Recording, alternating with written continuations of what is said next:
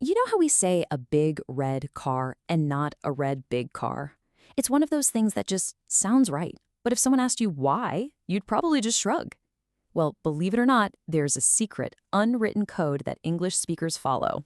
And today, we are going to crack it wide open. So let's start with that feeling. That feeling you get when a sentence just sounds off, even if you can't quite put your finger on why.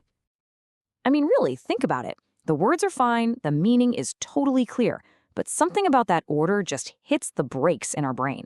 It's this little language puzzle that pretty much every English speaker has bumped into, whether they realized it or not.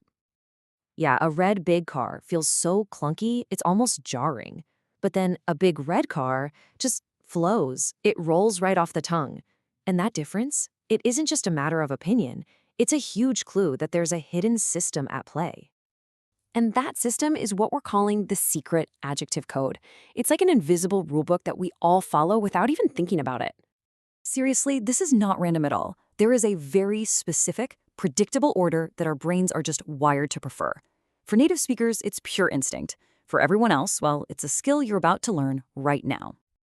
Okay, before we crack the code itself, let's just do a super quick refresh. An adjective is simply a describing word. You know, words like red, tall, sweet.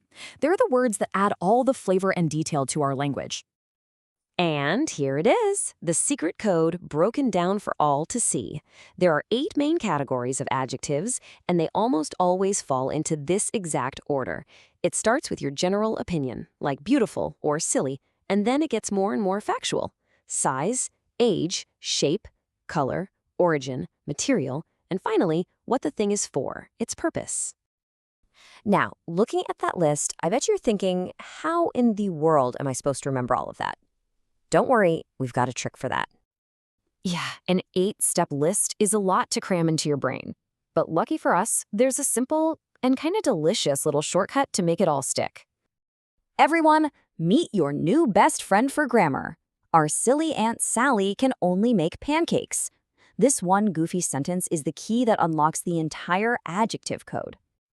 So here's how it works. Each word in that sentence lines up perfectly with an adjective category in the right order. R stands for opinion, silly for size, Aunt for age, Sally for shape, all the way down. It is the perfect cheat sheet. Okay, we've got the theory, we've got Aunt Sally and her pancakes. Now let's see how this code actually works out in the wild. Just take a look at these examples. A cute, tiny brown puppy. Opinion, size, color. See? It follows the rule. How about a delicious, round chocolate cake? Opinion, shape, material. Perfect. Once you see this pattern, you start seeing it everywhere. Now, this is a really important pro tip. Just because there are 8 categories doesn't mean you should try to use them all at once. To sound natural and not like a robot, the sweet spot is usually just 2 or 3 adjectives max. And here is exactly why that matters. A lovely little puppy is sweet and to the point. But look at the one on the right. It just gets so heavy. While it might technically follow the rules, it's just way too much for a listener to take in. You lose all the impact, so keep it simple. All right, your turn. Time for a pop quiz.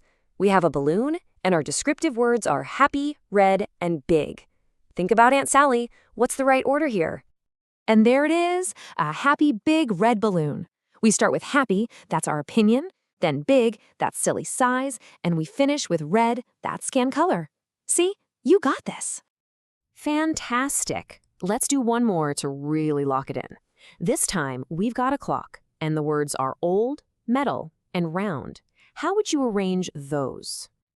If you said an old, round metal clock, you are absolutely right. We've got old for Aunt's age, round for Sally's shape, and metal for make material. You're a natural. So, we've learned the code, we know how to use it, but let's wrap up with the biggest question of all. Why does any of this even matter? At the end of the day, this isn't some dusty old rule from a grammar textbook. Following this order is all about clarity. It makes it easier for the listener's brain to process what you're saying without even trying. It's the invisible secret to making speech sound fluent, natural, and just plain easy to understand. And that really leaves us with one last thought. This adjective code is just one of tons of subconscious rules that we follow every time we talk. It kind of makes you wonder, doesn't it? What other unwritten rules are out there? shaping our conversations every single day completely without us knowing?